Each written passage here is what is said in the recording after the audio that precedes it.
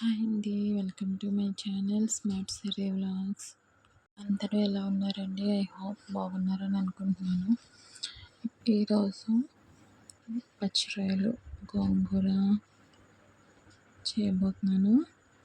దానికంటే ముందుగా cleaning process ఉంటుంది కదా, ఈ విధంగా వీడియోలో చూపిస్తున్నట్టుగా ఈ విధంగా ఫస్ట్ తల తీసుకోవాలి.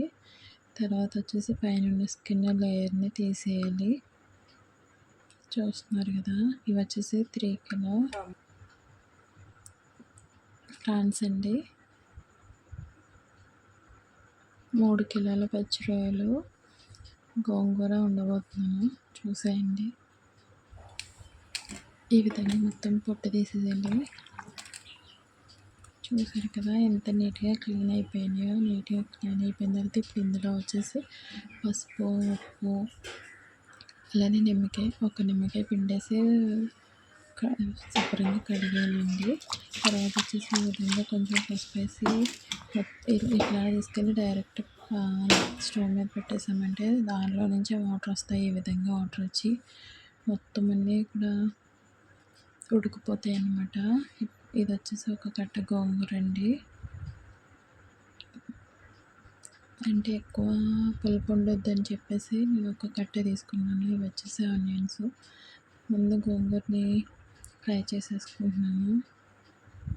ఆయిల్ ఏమీ అవసరం లేదండి, నార్మల్గానే బాయిల్ అయిపోతుంది. అది చూస్తున్నారు కదా వీడియోలో చూపించినట్టే.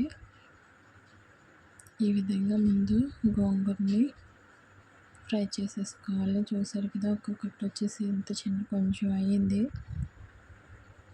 నాకైతే సరిపోద్దండి. ఇప్పుడు వచ్చేసి ఇందులో 3 టమాటాలు తీసుకున్నాను నేను. ఎందుకంటే గోంగూర పులుపు అనేది సరిపోదు కాబట్టి నేను టమాటో యాడ్ చేస్తున్నాను. టమాటో కూడా గోంగూరలోనే వేసి బాగా ఉడికించుకుంటే రెండు కలిపి బాగా మెత్తగా అయిపోతాయి కదా, అందుకని. చూసారు కదా ఈ విధంగా అయిన తర్వాత పక్కన పెట్టేసుకోవాలి. ఇప్పుడు ప్రాన్స్ తీసుకుని మనం ఆల్రెడీ బాయిల్ చేసుకున్నాం కదండి పసుపు వేసుకొని ప్రాన్స్ని, వాటిని ఈ విధంగా మొత్తం వాటర్ అనేవి వంపేసేయాలి బయట. ఈ విధంగా నీట్గా ఉంటాయి అన్నమాట. ఇప్పుడు ఒక బాండీ తీసుకొని దానిలో కర్రీకి సరిపడా ఆయిల్ వేసుకొని ఆయిల్ వేడైన తర్వాత ఆనియన్స్ వేసుకోవాలండి. ఈ విధంగా ఆనియన్స్ వేసుకొని ఇవి గోల్డెన్ కలర్ వచ్చే వరకు ఫ్రై చేసుకోవాలి. గోల్డెన్ కలర్ వచ్చిన తర్వాత ప్రాన్స్ ఇందులోనే యాడ్ చేసుకోవాలి. ఇవి కూడా బాగా వేగనివ్వాలండి. బాగా ఫ్రై అయితే మంచి టేస్ట్ అనేది వస్తుంది. నేను ఇందులో వచ్చేసి కొంచెం మసాలా అనేది వేసుకున్నాను. జీలకర్ర, వెల్లుల్లిపాయ, అలానే కొంచెం ఉప్పు, అలానే కొంచెం పసుపు, సరిపడా కారం కొంచెం ఎక్కువనే పడుతుందండి, ఎందుకంటే గోంగూర కదా. నేనైతే కొలతలేం చెప్పలేదు, మీరు చేయంపిన మీరు ఎంత తింటారో అంత వేసుకుంటే సరిపోతుందండి. నాకు అలవాటు కాబట్టి నేను ఇలానే వేసేస్తాను డైరెక్ట్గా చేత్తో. దీనిలో కొంచెం వాటర్ వేసుకొని బాగా కలుపుకొని మూత పెట్టేసుకోవాలండి.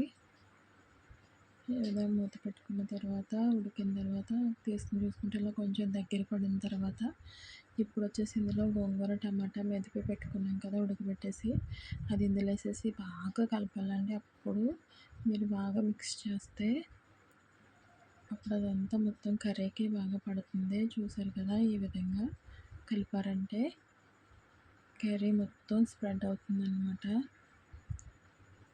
చూసారు కదా, మీరు ఎంతమందికి పచ్చిరొయ్యలు గోంగూర అంటే ఇష్టమో కామెంట్ చేసేయండి. చూస్తున్నారు కదా, నాకైతే పచ్చిరొయ్యలు గోంగూర అంటే చాలా ఇష్టం. గోంగూరతో ఇంకా చాలా రెసిపీస్ వచ్చండి. ఎంతమందికి ఆ రెసిపీస్ కావాలో నాకు కామెంట్ చేసేస్తే నేను కూడా మీకు వండి చూపిస్తాను. Okay friends, good night, bye.